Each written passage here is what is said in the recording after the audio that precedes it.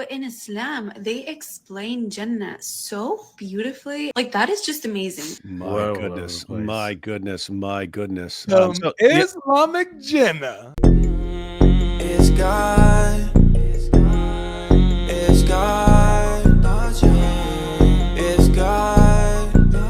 What's going on, everybody? We're back with another one. Got Chris of Dilemma's Corner in here, the Islamic Dilemminator, and Giant DOC, and yours truly, the Sheikh Dilemma. Look, guys, so here we got a so-called convert to Islam, or what they say revert. They reverted to Islam because we all were Muslims before. And she gives her 3 reasons on why she converted to Islam and why she's choosing Islam over Christianity. So when somebody gives these type of reasons, you would hope that they've, done their research and they're giving legitimate objections to one side with knowledgeable based opinions, right? And then therefore comparing the two, she made a logical, fair decision that this is what makes sense. This is what I found evidently true, and this is why I'm choosing Islam over Christianity. That's what we would hope to see. Is that right, fellas and lady? That's right. That's what we had hoped to see, but 100% of the time when you watch these videos, it is always a bunch of Dawa script nonsense. Like they'll say, and then I noticed this about Christianity when I was a Christian, and it's just Dawa script. It's nothing anyone would have ever noticed as a Christian because it's fake and it's just Dawa script. But then I found out Islam, and then it's 100% Dawa script nonsense. And that's every video, and that's what Muslims love. And it's like pretty sad. Eat it up. You can blow up off of that. Let's go ahead and see what she lays out. We're gonna see the evidences that she gives and see why it is that she picked Islam. Why I reverted to Islam, and I can never give them a solid answer. So I'm gonna give you guys 3 reasons why I reverted to Islam. She can never give a solid answer why. I think that's interesting. I think that's very interesting. When people ask me why I converted to Islam or reverted to Islam, I can never give a solid answer. Maybe you should reflect on that a little bit. Maybe it's because there are no good solid answers to give. But anyway, she's gonna try. So that is a tough way to start off your video. The whole Holy Trinity thing was very complicated, to say the least. Please don't come for me. But to further explain a little bit, how can God be 1 and 3 at the same time? The math ain't mathing. How can God be 1 and 3 at the same time? The math isn't mathing. And then she goes on to give a definition, I believe, of one God. Let's see. There's only one God and one God only. Allah is one. Monotheistic, relating to or characterized by the belief that there is only one God, period. You see her reading? Now, guys, does that sound like someone who was interested in Christianity and studying Christianity and was confused and then just found out about Islam? Does that sound like someone who was programmed by the Dawa script and had no clue about anything in Christianity or anything in Islam? Programmed 100%. Yeah. Bought the Dawa script, held on to the Dawa script, downloaded the Dawa script, and then starts spouting the Dawa script. Every single time. There are reasons people leave Christianity, and maybe it's suffering, right? Or maybe there are reasons that you can hear people give when they leave Christianity. I've never heard someone say, and maybe this is just me, but I've never heard someone say, hey, Chris, I was sitting there just reflecting on the Trinity one day, and I was like, 1, 3, it doesn't make sense. Like, I've never heard a Christian ever say this because it's not what Christians teach. And yet, funny enough, it happens to align with the Dawa script's misrepresentation of the Trinity, which is really interesting how they just line up like that. I just want to say, so she says that she left Christianity because of the Trinity, and she joined a religion that doesn't understand the Trinity. So the Quran, over and over and over again, misrepresents the doctrine of the Trinity, defining the Trinity as Allah, Jesus, and Mary. Now, I'm sure with her education of Christianity, whatever it was, that she knows that that's not the Trinity. So imagine this. You leave a religion because of your misunderstanding about God, and then you join a religion that misrepresents that misunderstanding about God, according to her, right? Just to put it in all, just short, really quick here, the Trinity is the concept that there's one God, one divine essence that consists of 3 distinct persons, the Father, Son, and Holy Spirit, who are co-equal, co-eternal, who have always existed with each other in perfect unity and fellowship from eternity's past, inseparable, indivisible within their essence, while being distinct in their personhood. That's what the Trinity is in a nutshell. And so if you're a Christian, that's what you believe, and you should be able to know that going in if you're going to be looking into Islam and saying that you're choosing Islam over Christianity. And also saying that the Trinity doesn't go with monotheism when that literally is what the Trinity is. Yeah, and if you're just going to erase categories and say 1 and 3, 3 and 1, how can 1 be 3 and three be one, and you're going to ignore categorical differences that Christians have always made, that the one is the one God, and the three are the three persons. And so to reduce that to just one and just three and act as if those are the same things, and that's what we mean when we say one and three, that's being dishonest. But you could do the same thing with Islam, couldn't you? Couldn't you do the same thing with Islam if you were being uncharitable like she is? Yeah, we could be like, there's how can Allah be one and 99 at the same time? The 99 attributes or names of Allah, and we can be unfair, uncharitable, and dishonest, and be like, see, you guys believe in 99 gods. How could you? Yeah, how can Allah be 99 and 1 at the same time? And it's very interesting because you'll have these 99 names and they correspond to 99 attributes. So what's that mean? If Allah has 99 attributes, then in one sense he's one in being, but he's more than one in attribute. He's 99 in attribute. But it gets crazier because Allah's attributes can actually be in conflict with each other. Allah says that his mercy triumphs over his wrath. So he has one attribute, wrath, that calls for one thing, and he has another attribute, mercy, that calls for a different sort of action, and they're in conflict, and his mercy triumphs over his wrath. That means he's got two different attributes and they're in conflict with each other, and one of them wins over the other. We wouldn't say, therefore, you believe in multiple gods. So just to be clear, Allah can be one in one way, more than one in another way, but that was her only objection to the Trinity. Well, how can God be one and three? Well, how can Allah be 1 and 99, or 1 and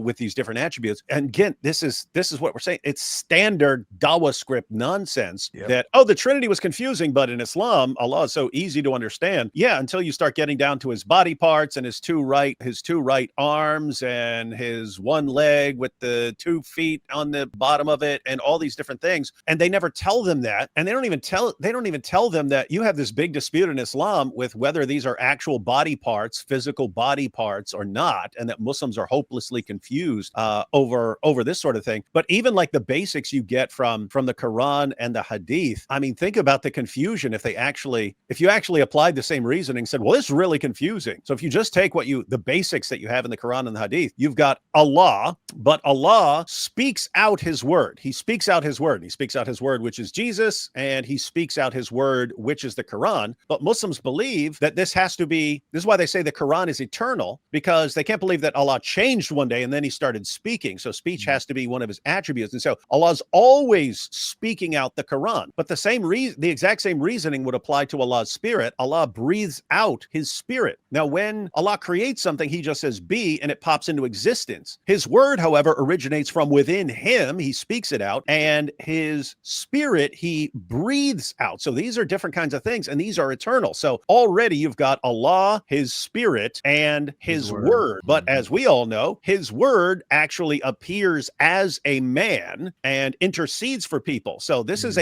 and his spirit appears as a man. So you've got Allah eternally breathing out his spirit, who is a personal agent. Allah from all eternity is speaking out his word, who is a personal agent, who appears as a man, who intercedes for people, and so on. So already you have 3 divine persons from all eternity. But it gets worse, because Allah's speech that appears as a man also appears as individual flocks of birds. The chapters do. So Surah 2 appears as a flock of birds that intercede, and Surah 3 appears as a flock of birds which intercede. If we assume that this is true of all the chapters of the Quran, not only certain ones, then you've got Allah, and his speech appears as a man, his eternal speech from all eternity. It appears as a man, but within that one man are 114 flocks of birds who are also personal agents and who intercede, who think, and so on. So the point is, if you think the Trinity is confusing, what are you doing with this physical Allah with his 2 right hands and so on, eternally breathing out a person, the spirit, and eternally speaking out a person, his word, and that one person is simultaneously 114 personal agents that appear as flocks of birds to appear and intercede, and they communicate, they remember things, they intercede, and it's amazing, because it's a total parallel to the Alat, Alusa, Manat, that there were these bird goddesses who would intercede for you, and Muhammad just replaces them with chapters of the Quran that are these bird goddesses that appear, that intercede for you. And it's just like, this is like insanely confusing. And guess what? Do you think this woman has any clue about any of that? When she was doing all her research, do you think she looked into any of that at all before she decided, nope, Islam has got the real simple God here? Nope, not one shred of research. Think about what David just said, that Allah's mercy mercy can overcome his wrath. His mercy can overcome his wrath. When the Quran is dealing with Allah not having a son or not existing alongside other gods, in chapter 23, verse 91, it says, "Never did Allah take himself a son, and never was there with him any god. Otherwise, each god would have certainly taken what he has created, and some of them would have certainly overpowered others." So think about this. Allah is refuting this idea that he has a son or he exists alongside other gods, because if a son were to exist, if other gods were to exist, then they would overpower each other. But wait a minute. Allah has that problem because his mercy overcomes his wrath. So he's not getting out of this dilemma that he's putting out. This is another Islamic dilemma. Oh, wow. That's good. That's so good. Well, that's reason number one, guys. Let's go with reason number two. Moving on to reason number two is that the Quran has never been altered. In Catholicism, they would tell us that the reason why that the Bible was constantly being altered and changed is because times are changing.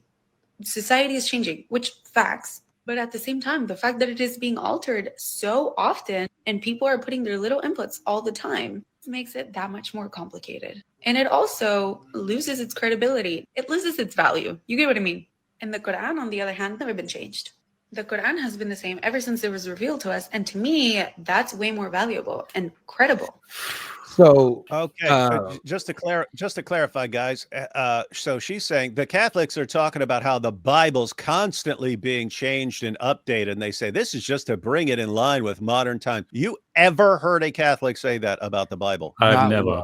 You know what I think that means, though? I think because a lot of people, they do this thing where they think that a translation is the same as a transmission. So they think, oh, there's all these English translations. They must be different Bibles. And then maybe hypothetically, there was some Catholic person that said, that's because these translations, some are more modern in modern English. And she interpreted that to be, oh, this is like because in modern times, we just make lots of Bibles, or some weird understanding. That is the best explanation for what, put it this way, assuming she's not completely making things up. Because my assumption would have been she's just completely making things up and she has no clue. Yeah, she's just making up the Dawa script. But you're pointing out, that is the only way that she wasn't just making that up. If she was like, what are all these different translations? And people are like, you have to keep translating and stuff. Language changes and so on. And then she thinks that's talking about changing the Bible. But Chris, if all she means is that, as language develops and so on, that people come up with different translations, doesn't that apply to the Quran as well? Exactly. Yeah, you can Sahih International, Pigful, Yusuf Ali.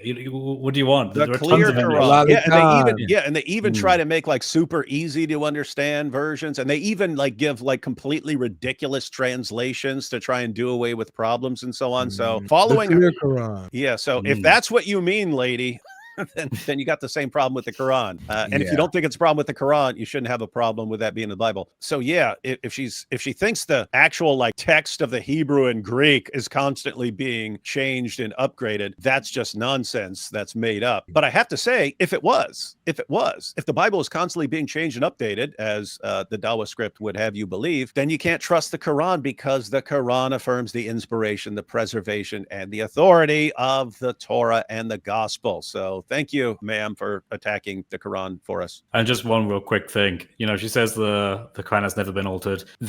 Islam is the only religion, as far as I'm aware, that argues that actually we altered our scriptures the best. We altered the Quran in such a way that it was totally faithful and what Allah would have wanted. I've never heard another religion say that. Christianity doesn't say that. Judaism doesn't say that. But Islam, no, they were the best of alters. Allah is the best of alters in your religion. Uthman was sent and altered your Quran. That's all I say about that. I'm still in that. I'm about to use that in the next stream. That's so good. I have to wonder, if the Quran has never been changed, how do they have all these different versions of the Quran today, which even contradict each other? I mean, there are contradictions. So were the contradictions originally there, or they just developed later? If they were there always, then the Quran is just inherently contradictory. But if they came about later, then what's she complaining about? It's a good question. If you guys want to see examples of these different Qurans, myself, Jai, and DOC, we did a video on 5 Quran variances that everybody should know. Pretty easy, contradictory meaning changes. These aren't small little differences. These are 5 Quran variances that are easy to show a Muslim how different the Qurans actually are. So if you guys want to see that link is going to be in the description below. Go ahead and click that and watch that. Take notes on that. All right. So let's move on to point number 3. And with that, I love that the Quran is so open to interpretation. She is completely 100% correct. The Quran is open to interpretation. Totally agree. Great point. The miracle of reinterpretation. You can literally make it say anything you want. Just go to our Dawah guys. It doesn't matter what you like. They'll say the Quran affirms it. The Quran is like Plato, basically. All right, point number 3. Random, but it is a huge reason as to why I actually loved Islam in the beginning when I first started learning about it. And that is Jannah, heaven. Hear me out. When I was Catholic, I would literally lay at night thinking about the fact that if I went to heaven, I would have to live forever, terrified. Because I feel like they never really explained what heaven was like and how beautiful it would be. But in Islam, they explain Jannah so beautifully and makes you want to go to Jannah. You know what I mean? The fact that we're going to live forever sounds amazing. The fact that the whole reason why we live and come to this dunya is to go to Jannah, and every detail about Jannah. For example, the fact that you could bite an apple and every bite is going to taste different and better every time. Like, that is just amazing. I'm running out of time, but I hope you guys enjoyed it, and I hope that made sense. I feel like I was all over the place. But you could... My goodness.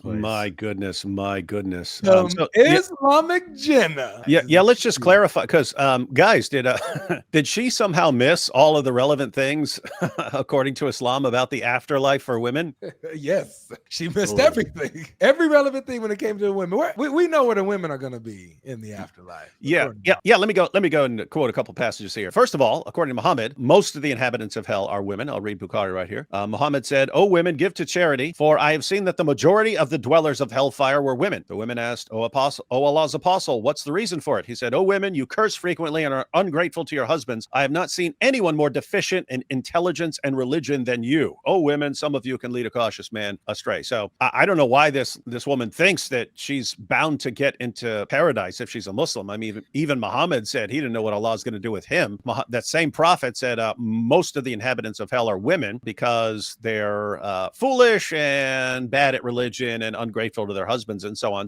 But on the assumption that she actually makes it, is it going to be this, oh, it's going to be so awesome, it's going to be so great? What actually happens, whoever your husband is, she'll have her husband, and he'll have either, I guess if she's lucky, he'll just have one wife, but he can have multiple wives and so on. In paradise, he will have all his wives from earth, but he will also have a bunch of additional specially designed sex machines called houris that she'll be competing with for all eternity for her husband's attention. So, I mean, just imagine she has like this dream husband. She's like, he's the greatest man ever. Well, yeah, he's going to have you, all his other wives, and a bunch of houris, and you're going to be, what are you going to be doing? I'll go ahead and read it from you. This is Bukhari. For some reason, I'm guessing she missed this somehow. Allah's apostle said, "In paradise, there is a pavilion made of a single hollow pearl, 60 miles wide, in each corner of which there are wives who will not see those in the other corners, and the believers will visit and enjoy them." Lady, you're going to be standing in a corner for all eternity, and you're not allowed to see or talk to women in the other corners, and you just stand there waiting for your husband to come up and say, "All right, I'm ready for sex." Problem is, your husband also has these specially designed virgins that he spends eternity deflowering, and after he deflowers one of these virgins, Allah miraculously